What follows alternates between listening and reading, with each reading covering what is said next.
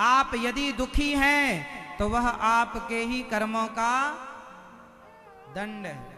किसी का बेटा नालायक, किसी की पत्नी नालायक, किसी का पति नालायक, तो ये तुम्हारे किसी जन्म के पापों का दंड है। शरीर परेशान कर रहा, बड़े बड़े डॉक्टरों को दिखाया पर रोग ही ठीक नहीं होता। कुछ रोग ऐसे होते हैं जो रोग नहीं है, ये पापों का दंड है। हाँ या ना? इसलिए मेरी माँ, भगवान किसी को दुख नहीं देते।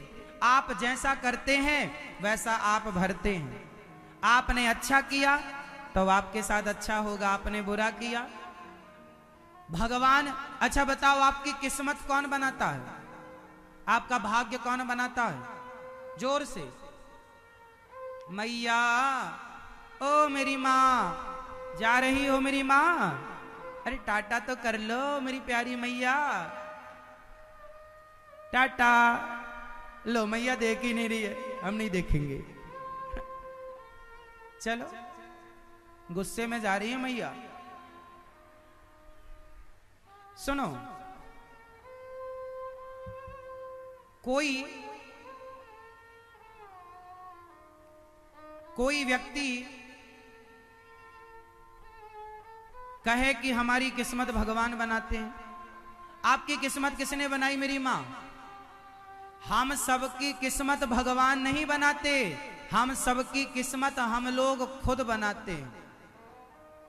हम जैसा कर्म करेंगे वैसी हमारी किस्मत। जैसा आप समझो, आपके आसनसोल में कचहरी तो होगी छोटी सी, आपको 10 रुपए के स्टाम्प पर, 100 रुपए के स्टाम्प पर वसीयतनामा तैयार करना है। तो आप जाएंगे और वसीयतनामा जो लिखने वाला है वसीयत, उसके पास जाएंगे और आप बोलते जाएंगे। जो आप बोलेंगे लिखने वाला वो लिख करके देगा। वो अपने से नहीं लिखेगा, आपको बताना पड़ेगा कि किसके नाम पर क्या करना है। आप बताते जाएंगे, वो लिख कर देता जाएगा। उसी प्रकार जब आप यहां से मरकर जाते हैं तो आप ही बताते हैं कि हमने इतना पुण्य किया, इतना पाप किया। उस पाप के पुण्य के बल पर 100 रुपए के स्टाम्प पर ईश्वर लिख कर दे देते हैं कि पाप किया है तो ये दंड है, पुण्य किया तो ये फल है, ये सुख है। वो 20 रुपए 100 रुपए के स्टाम्प पर जो लिखा जाए वही तुम्हारी किस्मत होती है। जो तुमने किया है, आपने यहां किसी के साथ गलत किया है तो आपके संग भी गलत लिखा जाएगा कि वो आपके साथ कभी गलत करेगा। वो तो हिसाब किताब तो चुकाना पड़ेगा। इसलिए कहता हूं, किसी को दोष ना दो, और जो मिल रहा है वो हमारे पापों का दंड मानकर प्रेम पूर्वक भोग लो और भगवान के आश्रित रहो। अब गलतियां ना करो, अब कोई पाप, कोई अपराध ना करो।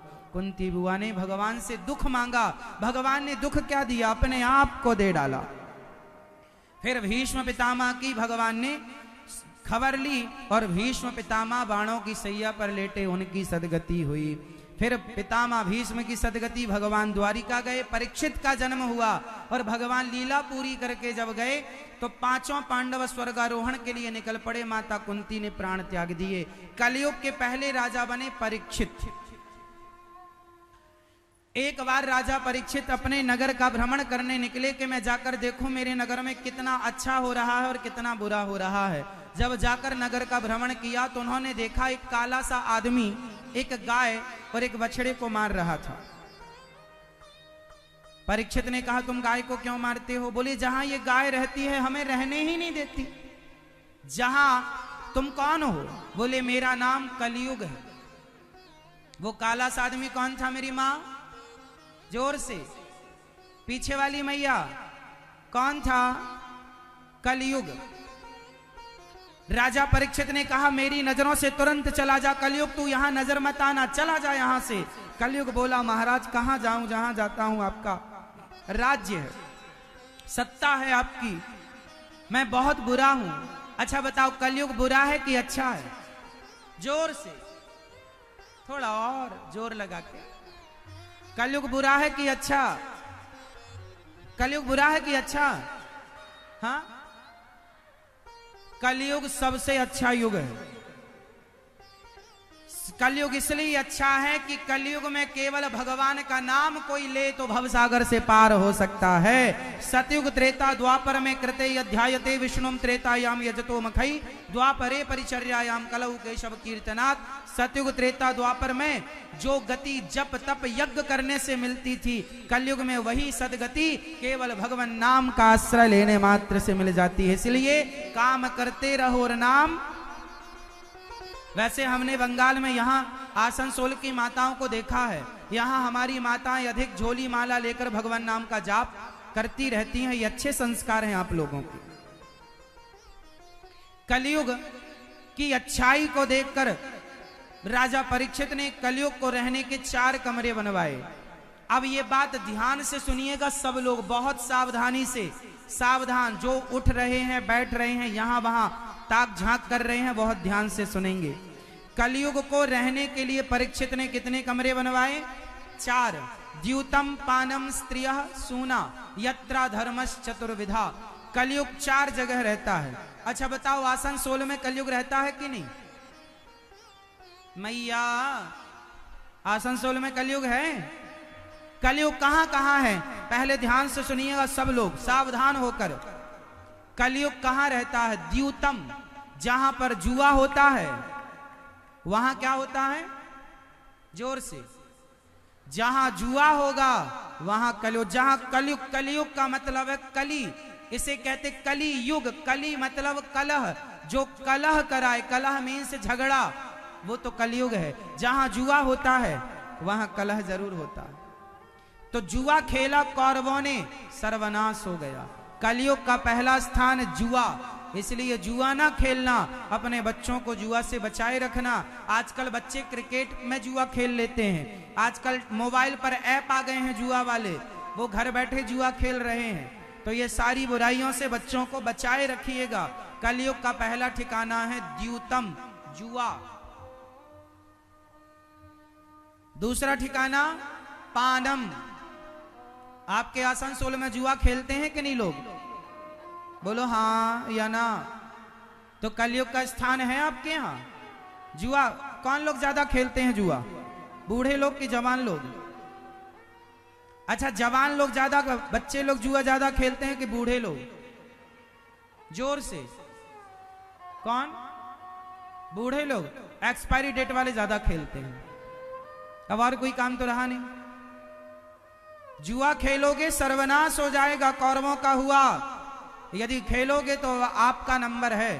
द्यूतम। दूसरा पानम। पानम बोले तो शराब।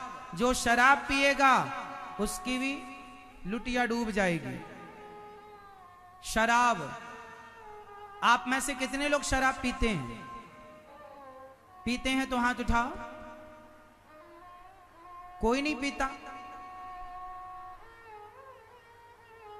पीते होंगे पर हिम्मत नहीं हो रही है। एक सज्जन उठा रहे हैं दोनों हाथ। वाह, शराब ऐसे हाथ उठा रहे हैं जैसे हमने गढ़ जीत लिया है, खुशी से। कलयुग का दूसरा स्थान है शराब। अच्छा, सबसे मेरा सवाल बताओ, शराब पीना अच्छा है या बुरा है? शराब पीने से घर में सुख शांति होती है कि घर में अशांति? तो क्यों पीते हो भाई? शराब पीने से कितनी माँ बहनों का सुहाग उजड़ गया। शराब पीने से कोई धन्ना सेठ ना हुआ, बल्कि करोड़पति रोडपति हो गए शराब के कारण। फिर भी नहीं सुधरोगे तो कौन सुधारे?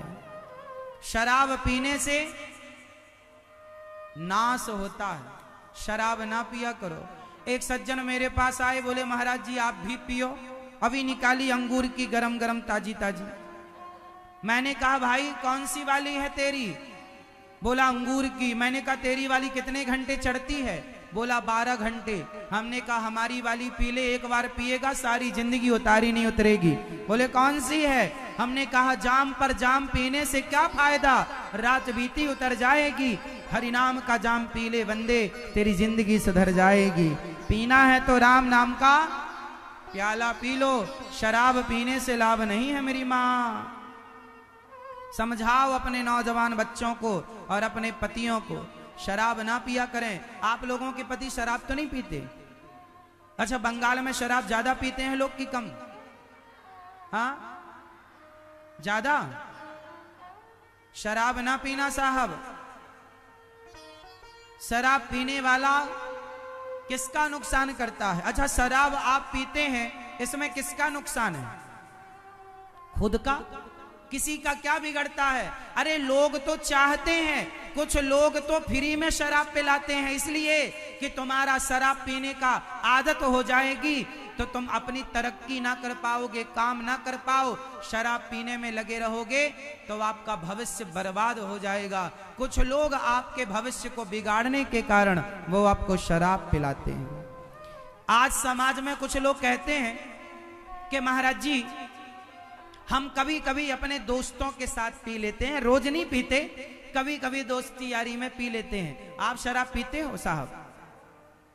कभी कभी दोस्ती यारी में पी लेते हैं। हमने कहा मेरे भाई, जो दोस्त आपको शराब पिलाएं, अच्छा बताओ, जो लोग आपको शराब पिला रहे हैं वो आपके दोस्त हैं या दुश्मन हैं? जोर से। अरे जो दोस्त होगा वो कभी शराब पिला ही नहीं सकता। वो कहेगा यार मैं पीता हूं, तू ना पी क्योंकि मैं तो बर्बाद हूं, तू बर्बाद ना हो जाना, तू मेरा दोस्त है, मैं अपने दोस्त की बर्बादी नहीं देख सकता। दोस्त उसे कहते हैं जो स्वयं तो भले गलत है पर अपने दोस्त को गलत ना होने दे। और ये दोस्त नहीं है साहब, तुम्हारे सबसे बड़े दुश्मन हैं जो स्वयं शराब पीते हैं और आपको ज्यादा पिलाते हैं, क्योंकि वो आपका नाश करना चाहते हैं। आप जरा काम करने में मन लगाओ, दुकानदारी में, बिजनेस व्यापार में लगाओ, 4 लोग आएंगे आपको शराब पिलाना सिखाएंगे, ताकि शराब पीने लग जाओगे तो आप दुकानदारी चलाना पाओगे, फैक्ट्री चलाना पाओगे। आप कितने भी सक्सेसफुल आदमी को शराब पिलाना शुरू कर दो, वो बैठ जाएगा। कितने भी बड़ा आदमी हो, शराब पिलाना शुरू कर दो उसे, धीरे धीरे उसका पतन होने लग जाएगा, माइनस हो जाएगा वो। हाँ या ना? बताओ शराब पीने वाला व्यक्ति प्लस होता है या माइनस? जोर से। फिर क्यों नहीं समझते ये लोग? शराब की बोतल में लिखा है शराब पीना स्वास्थ्य के लिए हानिकारक है, बनाने वाली कंपनियां कह रही हैं बुरा है, फिर भी तुम पीते हो। क्यों अपना नुकसान चाहते हो? क्यों अपना भविष्य बिगाड़ रहे हो? अरे जो समय शराब पी के गंदी नाली में पड़ करके समय बिगाड़ रहे हो, वो समय 2 पैसे कमाने में, अपने बच्चों को पढ़ाओ लिखाओ अच्छे स्कूल में, बच्चों को पढ़ाओ, अपने लिए घर बनाओ, अपना नाम इज्जत कमाओ। क्या शराब पीकर गंदी नालियों में सुअर की तरफ पड़े हो? तो आज से ऐसे लोगों की दोस्ती नहीं करेंगे जो शराब पीने की आपको सलाह देते हैं, वो आपके दुश्मन हैं। दोस्त होगा शराब पीने ही नहीं देगा आपको। आप मेरे पास आएंगे, आप मेरे से दोस्ती करेंगे तो मैं आपको शराब नहीं पिलाऊंगा, मैं आपको सत्संग का प्याला पिलाऊंगा। इसलिए वो दोस्त ही नहीं है, वो आपके दुश्मन हैं जिन्हें आपने दोस्त कह रखा है। कलयुग का पहला ठिकाना जुआ, दूसरा ठिकाना जहां शराब होगी वहां कलयुग होगा, और कलयुग होगा तो विनाश करेगा। द्यूतम पानम स्त्रिया। कलयुग का तीसरा स्थान है चरित्रहीनता, चरित्र, व्यभिचार। स्त्रियां आज कुछ व्यभिचारी हो गई, पुरुष कुछ व्यभिचारी हो गए। ऐसे व्यभिचारी स्त्रियां और व्यभिचारी पुरुषों से बच के रहना। जो पराये पुरुष और पराई स्त्री में उलझ गया वो अपना सर्वनाश कर लेगा। क्या करेगा? अपना। इसलिए पर स्त्री पर पुरुष से बच के रहना है। जहां फंसे, बताओ पराई नारी में फंस गया रावण, सर्वनाश हुआ कि नहीं? तुम फंस जाओगे, तुम्हारी क्या गति होगी राजा बाबू? इसलिए बच के रहना रे बाबा।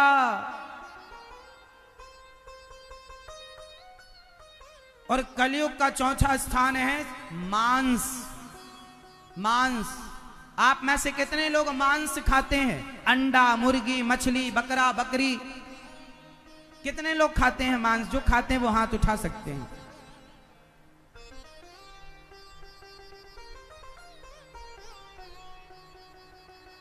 हाँ, मांस खाने वाले ज्यादा हैं। मैया आप भी खाती हो मांस? खाती हो मैया? गुलाबी मैया खाती हो? क्या खाती हो? मछली, बकरा, बकरी, गाय, भैंस, आदमी, क्या? मांस। अब बताइए मांस खाना सही है या गलत है? सही है या गलत? एक बात बताओ, मछली जब तड़पती है पानी से निकलने के बाद, तो वो आपसे अपने प्राणों की भीख मांगती है कि नहीं? बोलो हाँ। वो आपसे तड़प तड़प कर कहती है मैंने क्या बिगाड़ा है तेरा, क्यों मेरे प्राण छीन रहे हो? अरे क्या आप लोगों के पास खाने के लिए दाल चावल सब्जी रोटी नहीं है? अरे हम भी तो दाल चावल सब्जी रोटी खाकर जिंदा हैं। काजू बादाम खाओ, फल फूल खाओ, क्या नहीं है हमारे यहाँ खाने को? जब नहीं था तब आप लोगों ने मछली खाई, ठीक था। अरे आज तो आप लोगों के पास साग सब्जियां भरपूर हैं, फिर क्यों अपना धर्म बिगाड़ते हैं? किसी की हत्या करना सही कैसे हो सकता है? इसलिए मेरी मां, किसी के प्राण, हम सनातनी हैं, हम वो लोग हैं कि हम किसी के प्राणों का दान करते हैं, हम किसी के प्राणों की रक्षा तो करते हैं, हम किसी से प्राणों की, उसके प्राणों का बलिदान नहीं लेते। अपने स्वाद के लिए हम किसी के प्राणों को नहीं ले सकते। बताइए किसी के प्राणों को लेना अपने स्वाद के लिए सही है? मैया बताओ मेरी मां, ओ मेरी प्यारी मैया बताओ, गुस्सा हो गई क्या मेरी मां? ओ पीली मैया, गुलाबी मैया बताओ, क्या किसी के प्राणों को लेना अपने स्वाद के लिए सही है मेरी मां? फिर क्यों मेरी मां आप क्यों खाती हो?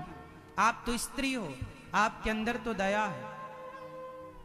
बताओ जितने प्राण आप लोगों को अपने प्राण प्यारे हैं, इतने ही प्राण मछली को भी तो प्यारे होंगे अपने, हैं या नहीं? मुर्गी को भी तो अपने प्राण प्यारे होंगे। जब आप उसे पकड़ते हैं चिल्लाती है, चींखती है मुर्गी, बेचारी मछली तड़पती है और आप उसे खा जाते हैं। क्या आप लोगों के पास दाल चावल सब्जी रोटी नहीं है? है। जो खाने को दिया ईश्वर ने वो खाओ। बताओ श्री चैतन्य महाप्रभु क्या खाते थे ये मछली इत्यादि? जब तुम्हारे आचार्य चरण जो रास्ते पर नहीं चले, वो रास्ते पर तुम क्यों चल रहे हो? अरे बंगाल के भक्तों को कम से कम श्री चैतन्य महाप्रभु के आचरणों को जीवन में उतारना चाहिए। जिस रास्ते पर वो चले हैं आपको और हमें चलना चाहिए। महापुरुष जिस रास्ते पर चलते हैं हम सबको उस रास्ते पर चलना चाहिए। किसी की हत्या सही नहीं।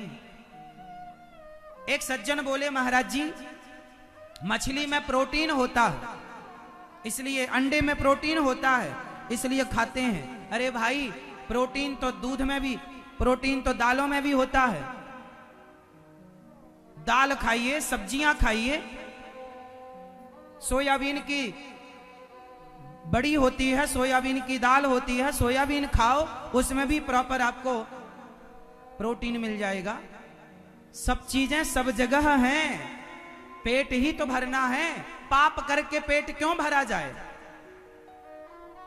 मुझे पेट ही तो भरना है, तो पाप करके क्यों भरा जाए? क्यों किसी की जान लेकर मैं अपना पेट भरूं? इसलिए हमारे संत जन फल फूल खाते थे। अन्न है, खाओ। एक सज्जन बोले महाराज, मुर्गी में प्राण होते हैं, मछली में प्राण होते हैं, तो चावल गेहूं में भी तो प्राण होते हैं। हमने कहा पगले, दोनों के प्राणों में अंतर है। अरे मछली में प्राण होते हैं लेकिन उसके प्राणों को लेकर आप उसे खाते हैं, जबकि अन्न में भी प्राण होते हैं लेकिन अन्न के प्राण से हमारे प्राणों की रक्षा होती है। ईश्वर ने अन्न खाने के लिए बनाया है, मछली खाने के लिए नहीं है। मछली के अंदर हड्डियां हैं, खून है, वो देख सकती है, वो तड़प सकती है। गेहूं तड़पता नहीं है, गेहूं देख नहीं सकता, गेहूं खाने के लिए। मछली तड़पती है, उसके अंदर खून है, उसके अंदर हड्डियां हैं, उसके अंदर दिल है, वो भी बच्चों को जन्म देती है।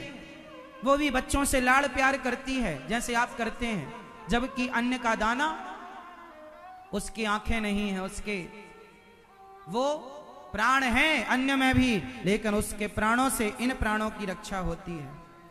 मुर्गी के प्राण चले जाते हैं, बकरे के प्राण चले जाते हैं, मछली के प्राण चले जाते हैं हमारे स्वाद के लिए। हमारे देश में एक राजा हुए हैं, नाम है सीवी। एक बार उनकी गोद में एक पक्षी आकर गिरा। पक्षी, जिसका पक्षी था, उसने कहा ये पक्षी मेरा है, मुझे वापस कर दीजिए। राजा ने कहा ना, मेरी गोद में आया है इसलिए इसकी रक्षा करना मेरा धर्म है।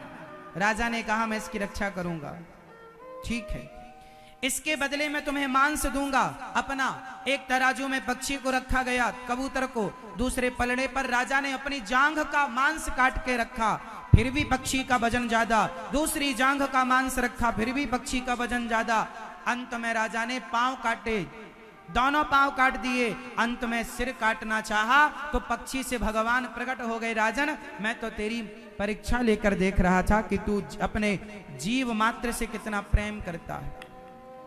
हमारे देश में ऐसे ऐसे राजा हुए हैं जो एक पक्षी की रक्षा के लिए अपना सिर काटने को तैयार हो गए। अहिंसा ही परमो धर्म। हमारे देश में, हमारे सनातन में हमें क्या सिखाया गया? अहिंसा, मतलब किसी की हत्या करना पाप है और किसी के प्राणों की रक्षा करना पुण्य। इसलिए हमारे चैतन्य महाप्रभु ने हमें जो सिखाया है, हमारे ऋषि मुनियों ने, वेद पुराणों ने जो सिखाया है, उस रास्ते पर चलो और किसी की हत्या ना करो। मांसाहार गलत था, गलत है, गलत रहेगा। अब आप करते हैं मांसाहार तो आप गलत हैं। अब आपको निर्णय लेना है कि आपको सही रास्ते पर चलना है या गलत। गलत रास्ते पर जो चला है परिणाम आपके सामने है। उठाकर इतिहास देखिएगा, क्यों किसी की हत्या की जाए अपने स्वाद के लिए। तो आज से कितने लोग मांस नहीं खाएंगे? हाथ उठा लो। पिंक मैया हाथ नहीं उठा रही हैं। नहीं खाओगी मेरी मां? खाओगी या नहीं खाओगी? नहीं खाएंगी अब? सही।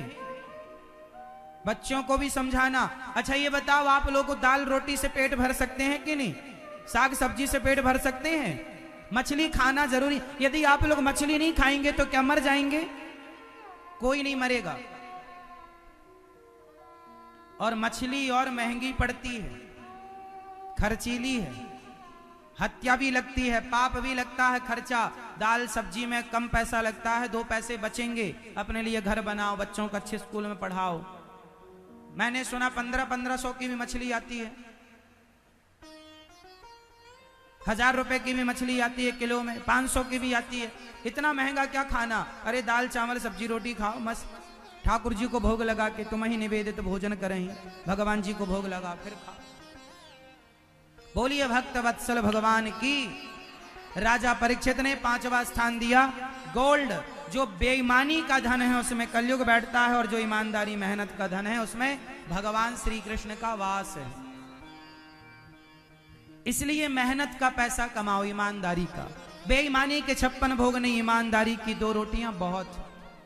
जो पैसा कमाओ परोपकार में लगाओ, समाज की सेवा में लगाओ। धन कमाना बुरा नहीं है, पर धन कमाकर उसे आप सोचो, आप पैसा कमाते हैं किसके लिए? कि 1500 वाली मछली खाएंगे, तो पैसा भी कमाए और पैसा किस में खर्च कर दिया? किसी की जान लेने में। अरे जान लेने में पैसा खर्च ना करो, जो लोग भूखे प्यासे मर रहे हैं उन्हें 2 रोटी देने में पैसा खर्च करो। आप ही बताइए कहां पैसा खर्च करना सही है। इसलिए आप लोगों से कहता हूं कि वृंदावन में अन्न क्षेत्र चलता है,